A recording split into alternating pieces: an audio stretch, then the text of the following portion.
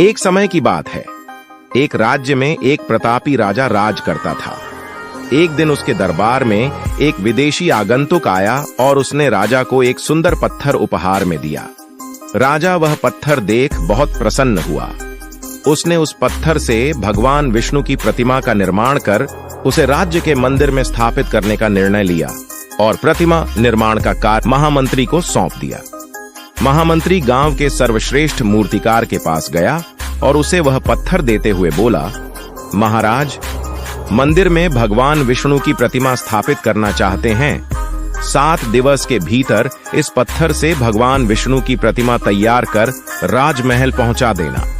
इसके लिए तुम्हें 50 स्वर्ण मुद्राएं दी जाएंगी। 50 स्वर्ण मुद्राओं की बात सुनकर मूर्तिकार खुश हो गया और महामंत्री के जाने के उपरांत प्रतिमा का निर्माण कार्य प्रारंभ करने के उद्देश्य से अपने औजार निकाल लिए।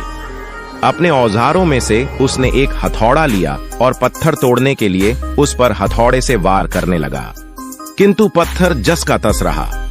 मूर्तिकार ने हथौड़े के किंतु पत्थर नहीं टूटा। 50 बार प्रयास करने के उपरांत मूर्तिकार ने अंतिम बार प्रयास करने के उद्देश्य से हथौड़ा उठाया, किंतु यह सोचकर हथौड़े पर प्रहार करने के पूर्व ही उसने हाथ खींच लिया कि जब 50 बार वार करने से पत्थर नहीं टूटा तो अब क्या टूटेगा। वह पत्थर लेकर वापस महामंत्री के पास गया और उसे यह कह वापस कर आया कि इस पत्थर को तोड़ना नामुमकिन है, इसलिए इससे भगवान विष्णु की प्रतिमा नहीं बन सकती। महामंत्री को राजा का आदेश हर स्थिति में पूर्ण करना था, इसलिए उसने भगवान विष्णु की प्रतिमा निर्मित करने का कार्य गांव के एक साधारण से मूर्तिकार को सौंप दिया। पत्थर लेकर मूर्तिकार ने महामंत्री के सामने ही उस पर हथौड़े से प्रहार किया और वह पत्थर एक बार में ही टूट गया। पत्थर टूटने के बाद मूर्तिकार प्रतिमा बनाने में जुट गया।